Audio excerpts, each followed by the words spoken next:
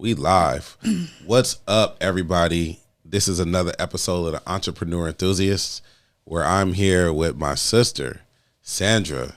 And I've known Sandra for a long time, and she's been about this entrepreneur life since the beginning. She was a half-preneur, as we call them first, and then she crossed over fully. You know, she has DTR events. She's helped launch some incredible lines, some clothing brands, some athleisure wear brands, some cannabis brands, and she's had her hands in a lot of the branding of a lot of personal brands just being started. And I'm glad to have you here today, because I get people that try to ping me an expert in branding. I'm like, nah, like, it's two different phases of marketing, and we talk about that all the time. Like, you need branding, you need marketing, you need sales, but they're not all the same. Exactly. And all of them take different expertise and different focus. So yeah, branding happens to be my favorite. So yeah. Why is branding your favorite? I kind of fell into branding. So I started off as doing event production. That was my thing. And then as I started kind of scaling my own business, I kind of did all the branding myself. Yeah. So I made my own logo. I started like coming up with my own graphics, things like that. And then I kind of started liking it a lot, just the branding aspect of it. And then when I moved to New York for a job opportunity at Maersk Line, even though my role was event production, marketing, it was in the marketing department. So I did a lot of training on marketing and branding just by being in that role, and I fell in love with it. Training is the key word. Yeah, lots of training. We went to Copenhagen for a marketing conference. It was amazing. It was amazing. Just learning about what keeps brands big, what sets people apart, why these brands are still what they are, how they innovate, how they disrupt the industry. I learned a lot. So I kind of fell into it, but as soon as I got a hold of it, like, I fell in love. And then I got a hold of Canva. I had one health and wellness client who I ended up doing a business with, ended up partnering with Sweat and Soul Fitness. So we were building the brand, and I stumbled upon Canva by one of my virtual assistants. They put me on it, and I kind of just taught myself, self-taught. So I learned how to basically do graphic designing using that platform. But I mean, I could do just about anything. So it kind of gave me the opportunity to bring the brands to life myself instead of having to depend on a graphic designer and stuff like that. So once I kind of got a hold of it, touching the graphics and colors and all that stuff myself, it just kind of went from there. It went crazy from there. It's just, been up since then. You said something interesting, like you got into branding, and I feel like I got in my field because I just liked it. A lot of people tend to get in these fields because they just like it, but then you followed up with, you had training. Just liking it is not just enough. And and what do you feel separates you from the average person that's like, I could pick up Canva, I can pick some colors, I can match some things, like, because I understand, like, my wife's an interior designer, and I thought anybody could just pick furniture. Right. It wasn't until we got married I realized that, and seeing her doing her work, I realized that, that's not the case. It's more into it, and people don't realize it, and they just pick things and it's done, but it's like, it's a lot more into it. Yeah. When did you realize that, and what separates you from that? I know the secret sauce, but what separates you from that? Really, I'm a self-taught type of girl. Like, so whenever I see something that I like, even when it came to event production, 10 years ago, there wasn't a degree you could get for marketing and branding, especially digital marketing didn't even really exist. It's all kind of new. So if you wanted to learn something, you had to really teach yourself. You had to buy a workshop, you had to buy a workbook, you had to get one of those downloads, and you had to learn it yourself if you really wanted to learn anything. And honestly, that's what I've never been afraid to do. I've always been really keen on just like, okay, what are the trends? Like, what are going on? Like, what, catches people's eyes? How can I learn that? How can I get better? I'm really big on learning. I think that's what sets me apart. And then I really study like what the best brands do. You know what I mean? I don't try to like see what's going on around me and work in competition or that. What are some of your favorite brands? So Chanel, Nike, Nike takes a lot of risk. Yeah, Nike's definitely one of my favorites. Apple. Yeah. Love Apple. You know what I mean? Those are kind of like the big brands I feel like that have stood the test of time as far as using innovation, disrupting their own industry, consistent like branding and stuff like that. Those are just to name a few. I feel like my favorite brand though eventually be one that I create. So got it. And it takes a lot to be able to do that, and it takes a lot of learning. Mm-hmm. Those sources. I'm a big student of YouTube University. You know that, and you can find a lot on YouTube.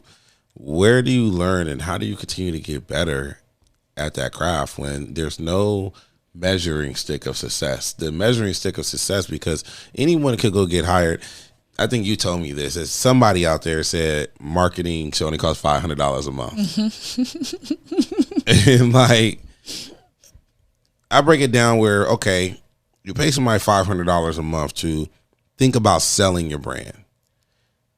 If that person's working every week, that's about $125 a week to sell your brand. So how many hours do you expect that person to work? 10 hours. Let's say they're working 5 hours, 10 hours a week on your brand. That's 2 hours a day. Right. So you telling me that person's only worth $10, $15 an hour when they're out studying all these things, and it's like, how can you set what it should cost when it comes to marketing when you haven't put in the work? Yeah. So where are sources that you've been able to enhance your skills and take your skills to the next level? I mean, I'm trying to see if I can like narrow it down to one source, but if I'm completely honest with you guys, I Google and I look at everything. Yeah, you gotta Google so that like shit. Let's say I'm looking for, and I've been Googling for like years. Mm-hmm. It's just, that's really how I learned everything. Yeah. And it sounds crazy, but like I literally Googled it, and then I would basically use my intuition to let me figure out like, okay, this source looks like pretty good. Absolutely. And then read more. Absolutely. And I always read about like 5 or 6 different types of sources to kind of make sure, because everyone always ends up saying the same thing. You know, when you start to do your research, you realize that the truth always kind of stands out. You know, you'll have 10 different people write an article about the same thing, but there's a consistency that you'll be able to see in all of those articles that you can be like, okay, everybody is saying this. You know what I mean? I'm always searching like, okay, what are the best marketing products? What are the best digital marketing products? And of course you have some brands that pay to be on the top of search. So I understand that. I'm aware of that. It's like, I know that. So, cause some people are like, you can't believe everything on Google. I was like, girl, I've been Googling since Google was even a thing. I know how to be able to tell what's up, what's SEO and what's not. Like we do that. Like we put you at the top. So we know what to look for and what not to look for. But again, like there's a consistency. Like when things work, everyone writes about it and they all end up saying the same thing. So I Google, and I always, you know, whatever question I ask, I don't ever assume like there's no answer to it. Like I don't care what it is. Like if I'm writing something, I'm talking to a client and I have a question, I will Google the question end to end. You know what I mean? And then there will be enough, even if I'm looking over like 10 pages, you know, of searches, there's going to be something there, and there's going to be enough consistencies that let me know, oh, okay, this makes sense. Yeah. And, you know, so right now I'm actually writing a book called The Foundation of a Timeless Brand. And so I'm doing a lot of research. I'm reading this one book called The Brand Flip by Marty Philman. I think that's his name. I'm reading this other book called How to Be Contagious. That's a pretty good one. And then a few like other project management books. I'm going to read all of it. I'm also just researching like, you know, as far as like top brands, like what they've done in the last 10 years to stand the test of time. Because they've all done the same thing. That's the crazy part. Like all these brands that you see, even the ones that I've named, they all have similar traits and they all do the same thing that keep them consistent, you know, and that keep them up there. So even just researching this book has been exciting, because a lot of the stuff we talk about that we just feel like we know, we're right. You know what I mean? Like it's what the big dogs is doing. Like we're right. You know what I mean? Like, and I'm excited to really be able to get all this information like in one book and really empower brands that deserve to be luxury, you know what I mean, that just don't know what it takes, you know what I mean? But there's certain things you have to do to make your brand timeless, to make your brand luxury, to make your brand, stand the test of time. And it's not all about money. It's not all about, you know what I mean? There's not all about it's money. not all about, flash, you know what I mean? You'd be surprised. But yeah, more to come. So we were blessed before a pandemic to be able to travel. And we got to take our talents to Tokyo. Yes. And that was a wonderful experience on its own. If anybody's ever been to Tokyo, it's probably one of the best places ever to just be at and go to.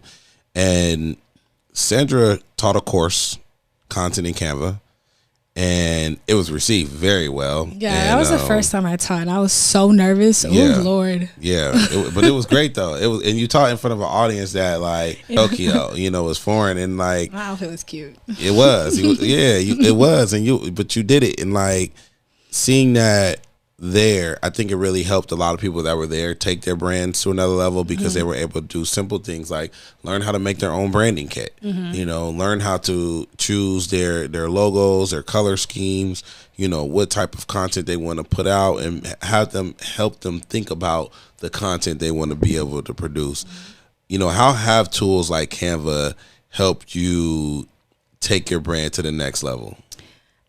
Canva changed my life. I can't even. Canva changed your life. I can't even. Have you tried the new Photoshop Canva?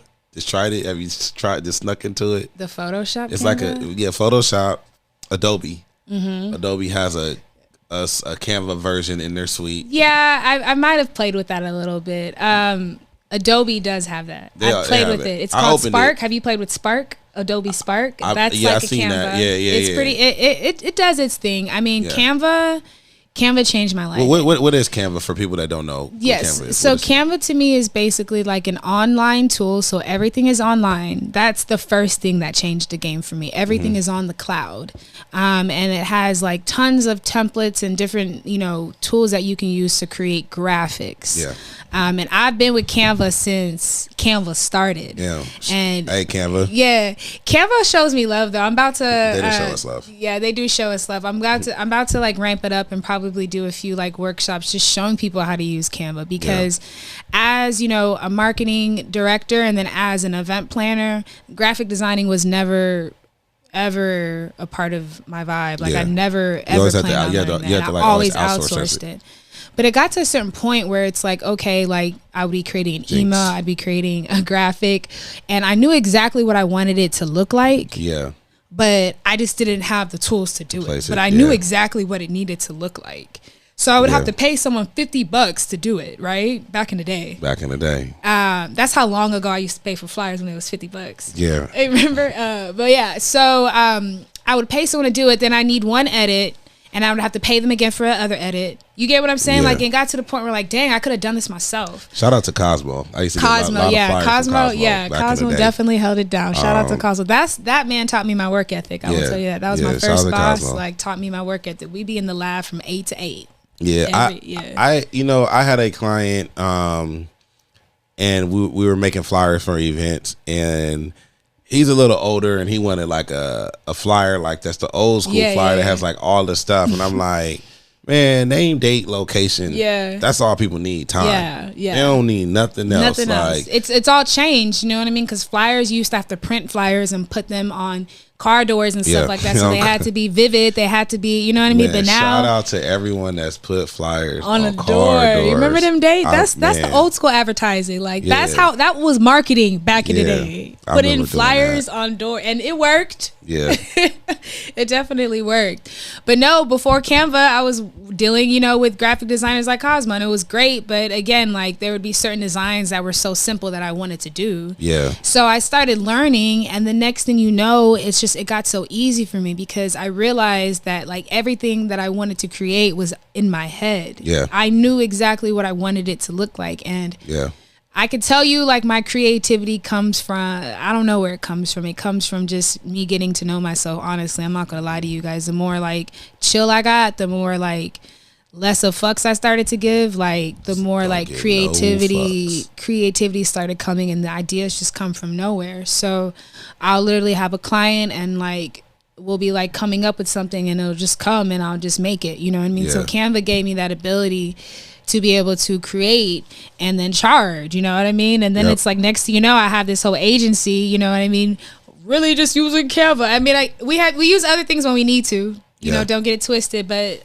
it has so many features, and I know exactly what I need it to look like. You know what I mean? That it's definitely been working for me. So, and then I think as far as like having your own brand and being able to maintain that consistency that looks like your Nikes, your big brands, Canva has been very instrumental in that, because it'll help you keep the same colors, the same logo, the same positioning, everything based on like their little brand kit that they have. So I think it's great for brands and, agencies, all of that. Got it. And so when you mentioned one thing that was important, you mentioned virtual assistants, and you mentioned outsource that shit. Outsource that shit. Outsource that shit. Speak on creating a system through Canva and how you can engage with your team, how you can engage with clients, how you can really build a brand and scale coming from your agency owner perspective. Yeah. So again, because we speak to the young entrepreneur, and I want to get people that want to be mini Sandras out here to understand, like, how do I get my agency started? Like, okay, I'll go get Canva, for a virtual assistant. I outsource something. Like, how do I become you in a sense? Yeah. Well, it can't be you. Yeah, it can't be me, but you shouldn't want to be me. You should want to be yourself. But anyways, I would definitely first recommend figuring out what aspects of the marketing or agency thing that you love. Figure that out first, because that's going to save you fatigue. Yeah, don't burn out. Whatever you don't like to do, don't try to figure it out. man. Do not try to figure it out. You know what I mean? And that's just if you're trying to start an agency. If you're just trying to be like your own consultant and do your thing, like get your hands dirty. But if you're trying to start an agency, I think that's any business. Yeah, really. Figure out what you like to do, and then figure out what you don't like to do. Immediately, what you don't like to do, you're going to have to put in the plans to outsource that. So just start with that. Now, as far as, managing clients and using Canva, I would, moving forward, any client that wants to work with me must have a complete brand guideline, handbook, ebook. So I need to know your colors, your logo, your positioning, your fonts, your tone of voice. Are you sarcastic? Are you witty? Are you exciting? You get what I'm saying? When should you introduce a brand guideline? Like, when does that come in your business? Immediately. First thing you need to do is website, domain, Instagram accounts, brand guidelines. Guidelines, because your brand guidelines is going to set what your website, your Instagram, and all that would look like. And a lot of people think it doesn't matter. That's the thing with branding. And I used to be that person too.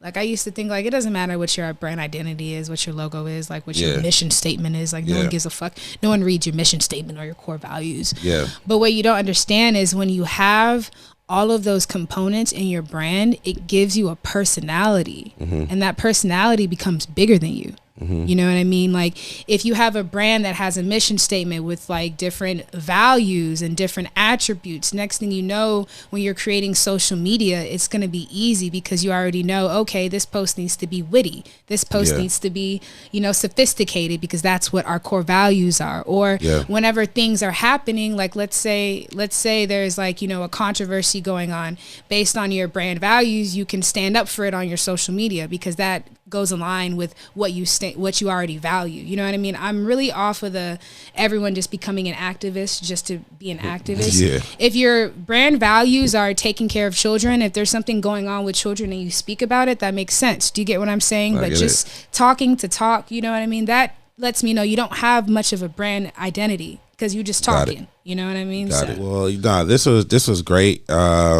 We didn't get deep in the veggies, but then that gives us room to have you come back. Yeah, on Entrepreneur Enthusiasts. Bring some friends on the show too. Yes, because we like talking to all entrepreneurs, and our goal is to really help the young entrepreneur learn how to thrive and navigate and become an entrepreneur. It's a long road, a lonely road at times, but I think if other entrepreneurs are able to communicate, we're able to discuss these things and really learn like the hows. Like, someone told me the other day that everyone gives the A, B, and then Z, but nobody gives the C, D, Y, E, G, Y, all the stuff in between. So, That's what we want to be able to offer here at the Entrepreneur Enthusiast podcast, and really help entrepreneurs grow. So if you guys were listening to this episode, check in with us. Definitely go to fluentsolution.com and download our entrepreneur toolkit. It definitely will help your business grow. If you want to get our one of our value packages, you'll get on a call with me.